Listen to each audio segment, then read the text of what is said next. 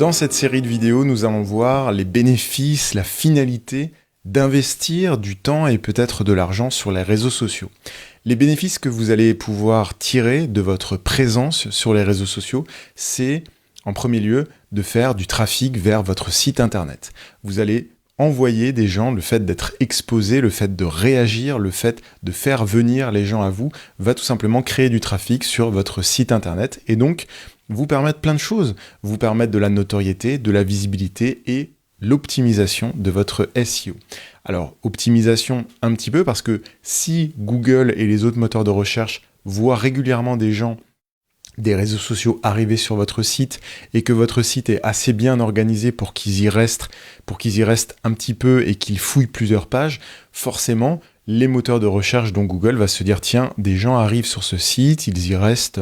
une page, 2 pages, assez longuement, donc il va considérer que votre site vaut le coup, visiblement, et va le faire remonter dans les classements et dans les résultats de recherche. Donc notoriété, visibilité, SEO, ça vous permet aussi de faire de la veille.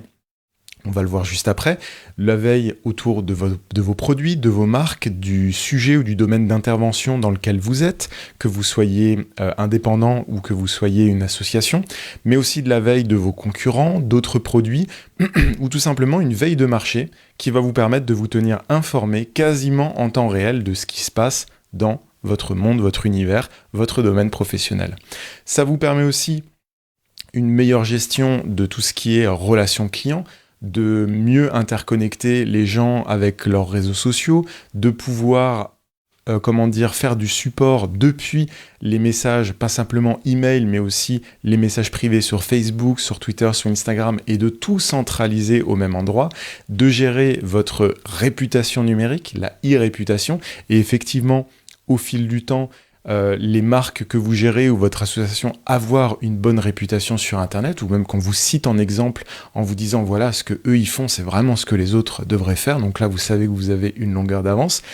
Et forcément, quand on fait ce genre de choses et qu'on les fait bien, on fidélise, on fait aussi de l'acquisition, on fidélise ses clients existants et on fait de l'acquisition parce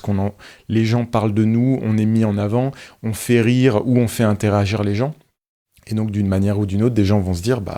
ce qu'ils font, c'est bien, j'ai envie de rejoindre l'association, ou ce professionnel, j'ai envie d'aller le voir parce qu'il a la solution au problème que je rencontre, ou cette société a l'air de faire des super produits, de mettre en avant des super valeurs, c'est eux que je vais acheter. Voilà. Et vous avez aussi l'animation de communauté, le fameux terme community manager en anglais, et l'ensemble de ces choses-là est peu coûteuse si elle est bien utilisée, comparée à du marketing traditionnel ou de la communication institutionnelle. Donc voilà, ça demande du temps, parfois aussi ça va demander de l'argent si vous souhaitez faire de la publicité sur les réseaux sociaux, mais c'est très peu coûteux par rapport aux solutions un petit peu plus anciennes si vous le faites bien, si vous maîtrisez bien tout ce qu'on va voir dans ce cours et si vous le mettez correctement en application.